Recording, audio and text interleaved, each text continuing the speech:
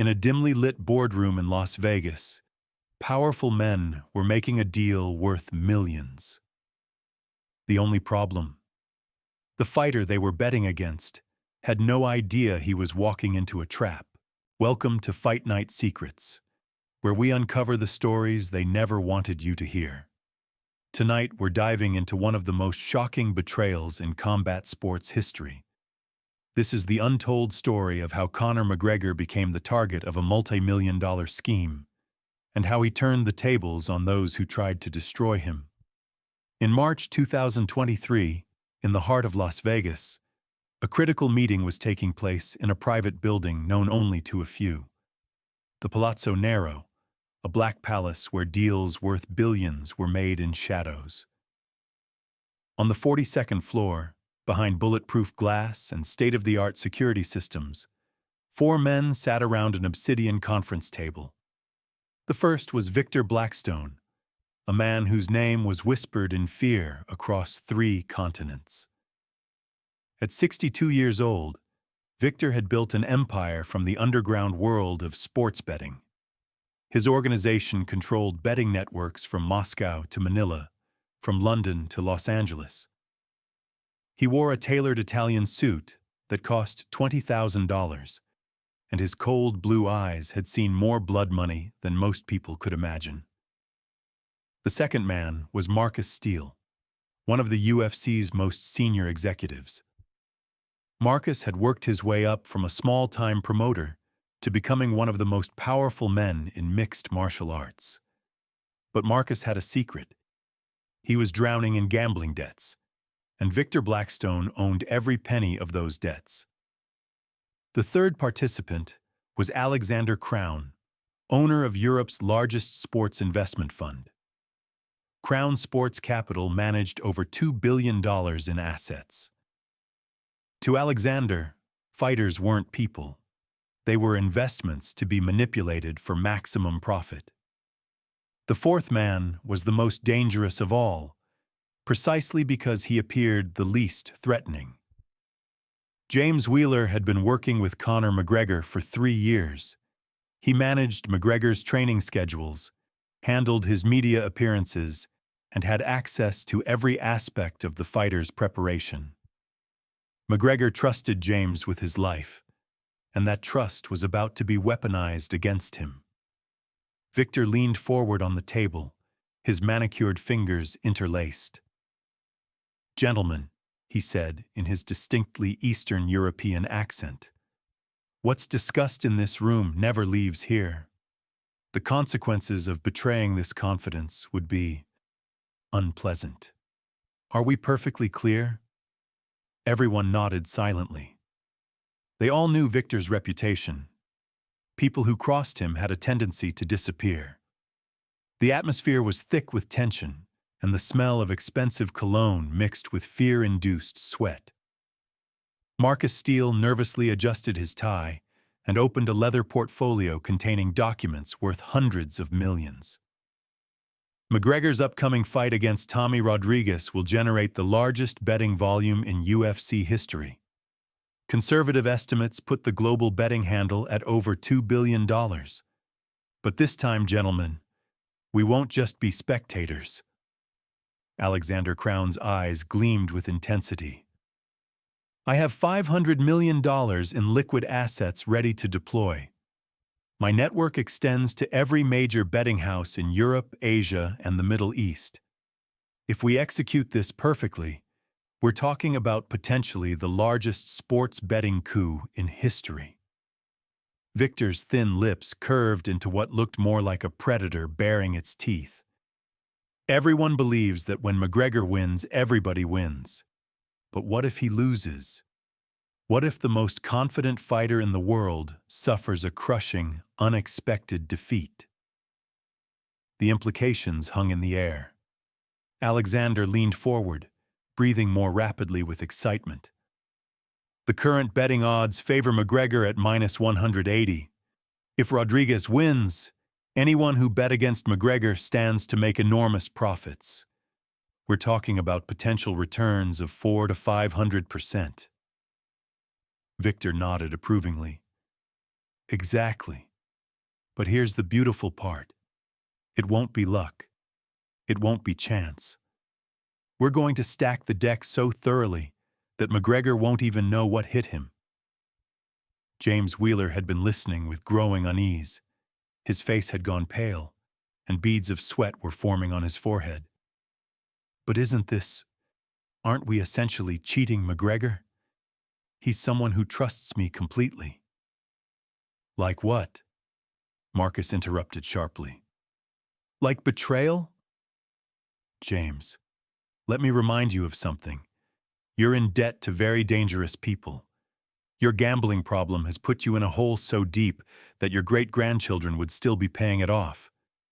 This isn't about morality anymore. This is about survival. Victor's voice became softer, which somehow made it more menacing.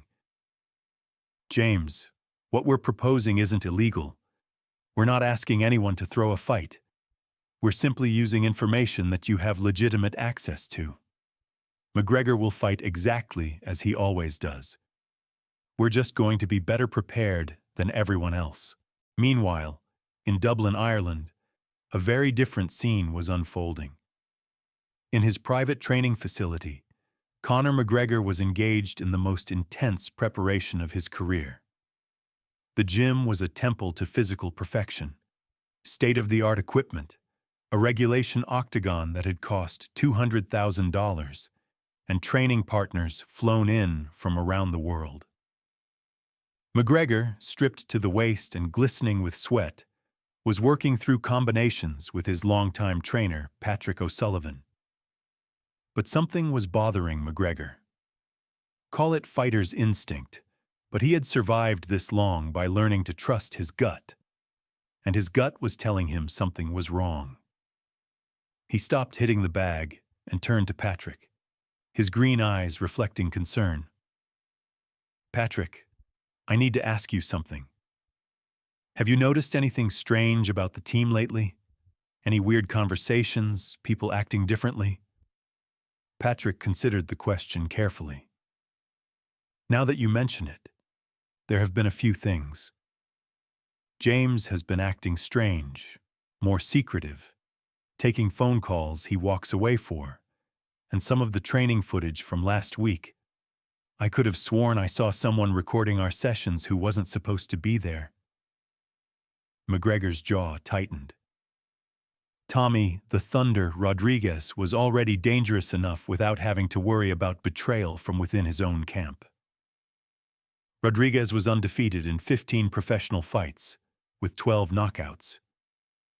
Keep your eyes open, McGregor told Patrick, and don't share our real game plan with anyone except the two of us. Something doesn't feel right. A week later, McGregor arrived in Las Vegas for final preparations. The MGM Grand had given him the penthouse suite, but luxury was the last thing on his mind as he tried to shake the feeling that he was walking into an ambush.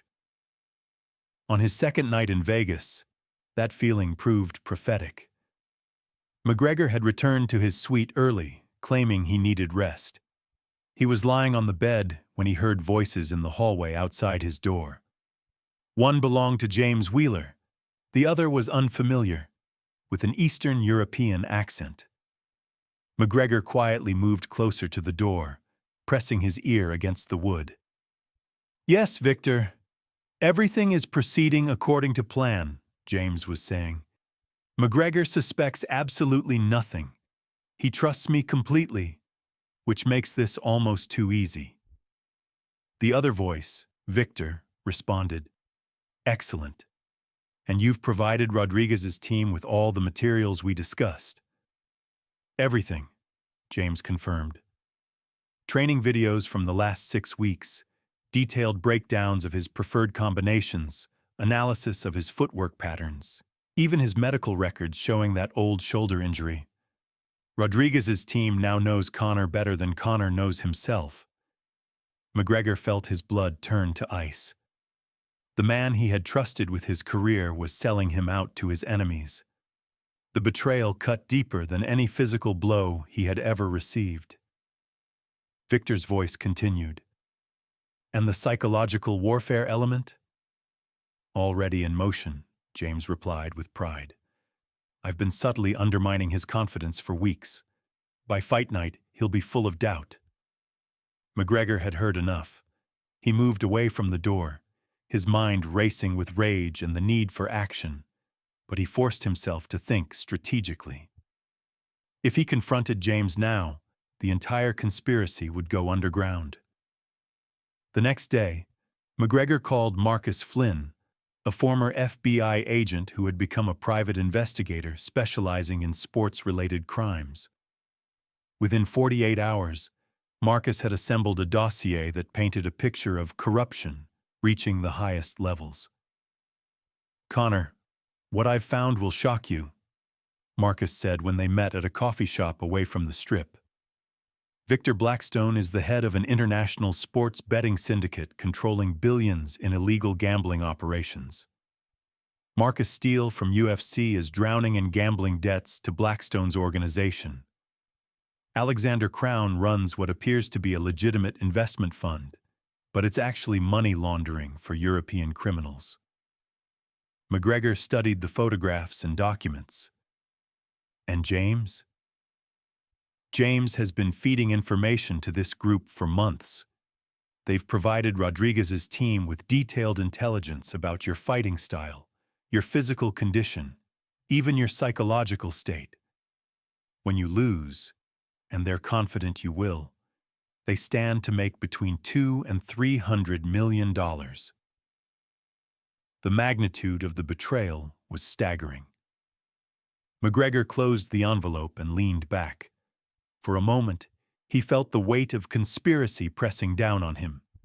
Then his expression changed from shock to cold, calculating fury. "Marcus, keep investigating, but don't interfere yet. I want to know everything.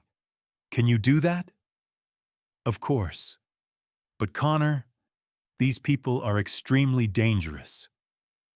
"Let me worry about that," McGregor said with a smile that would have made Victor nervous. "I've been dealing with dangerous people my entire career. This time they've made it personal." With 3 days before the fight, McGregor put his own plan into motion. He brought Patrick into his confidence, and together they developed an elegant deception. They would feed James completely false information about McGregor's condition and strategy. The deception began immediately. During what appeared to be routine training, McGregor and Patrick staged an elaborate performance for James's benefit. McGregor pretended to re-aggravate an old shoulder injury, grimacing in pain. "I don't know if I can do this, Patrick," McGregor said loudly enough for James to hear. "The shoulder's not right. Every time I throw a left hook, it feels like someone's stabbing me with a knife." Patrick played his part perfectly. "Maybe we should postpone the fight. You're not at 100%. "No," McGregor replied with fake determination. "We'll just have to adjust the game plan. Focus on right-hand combinations. Avoid anything that puts stress on the shoulder." James absorbed every word. Within an hour, he had relayed this critical intelligence to Victor Blackstone. For 2 more days, McGregor and Patrick created detailed fake training videos showing modified techniques for his supposed injury. They discussed fictional strategy sessions planning a defensive counter-punching style. Meanwhile, the real preparation happened in secret. Late at night, after James left the gym, McGregor and Patrick worked on combinations that would actually decide the fight. McGregor's shoulder was perfectly healthy, and his game plan was the exact opposite of everything James had been told. On fight morning, James approached McGregor with apparent concern. "Conor, I've been thinking about your shoulder. Are you sure you want to go through with this? Rodriguez's team has been talking trash, saying they've found weaknesses in your game." McGregor looked at James with intense focus. "James, I appreciate your concern, but I've never backed down from a fight. Whatever weaknesses they think they've found, they're about to discover that I'm full of surprises." As fight night approached, The MGM Grand Garden Arena buzzed with anticipation. The global television audience was expected to exceed 100 million viewers. In the shadows, Victor Blackstone and his associates were finalizing bets that would either make them richer than ever or destroy them completely. The backstage area was controlled chaos. Reporters, photographers, UFC officials, creating an atmosphere McGregor had experienced dozens of times. But tonight felt different. Tonight, he wasn't just fighting for victory. He was fighting for vindication. James hovered nearby, playing the concerned advisor perfectly. "How's the shoulder feeling?" "It's manageable," McGregor replied, giving the performance of his life. "I've taken pain medication. We'll stick to the game plan. Lots of footwork, counterpunching, avoid the left hook until absolutely necessary." What James didn't know was that McGregor's real plan was the exact opposite. Instead of fighting defensively, he intended to be more aggressive than ever. Instead of avoiding the left hook, he planned to use it as his primary weapon. As McGregor made his way to the octagon, 20,000 people created an atmosphere of electricity. Tommy Rodriguez was already waiting. 6 feet 2 inches with a 74-inch reach, 15 wins, 0 losses, 12 knockouts. He had studied every second of McGregor's fight footage and prepared for every scenario, or so he thought. The bell rang, and Rodriguez came out exactly as expected, immediately targeting McGregor's left side. His footwork was designed to cut off angles for left-handed combinations. Everything about his approach was tailored to exploit the weaknesses James Wheeler had described. For 30 seconds, McGregor played along with the deception. He moved carefully, favored his supposedly injured shoulder, and threw tentative right-hand jabs. The crowd began to murmur with concern. Rodriguez's confidence grew. The intelligence was proving accurate. McGregor was compromised and fighting exactly the defensive style that played into Rodriguez's strengths. Then, 40 seconds into the first round, McGregor made his move. Rodriguez threw a right hand designed to exploit McGregor's supposed inability to defend with his left shoulder. But instead of the compromised movement Rodriguez expected, McGregor slipped the punch with fluid perfection and countered with a left hook that carried all his famous power. The punch landed on Rodriguez's jaw with devastating impact. Rodriguez's eyes went wide with shock, not just from the hit, but from realizing everything he'd been told about McGregor's condition was wrong. McGregor didn't give him time to recover. He followed with a right uppercut that snapped Rodriguez's head back, then another left hook to the body. In 3 seconds, McGregor had landed more significant strikes than Rodriguez expected to see in the entire round. The crowd erupted as they realized what they were witnessing. This wasn't a tentative, defensive McGregor. This was McGregor unleashed, fighting with intensity that surpassed even his greatest performances. The first round ended with Rodriguez bloodied and confused. In the VIP seating area, Victor Blackstone watched his plan crumble in real time.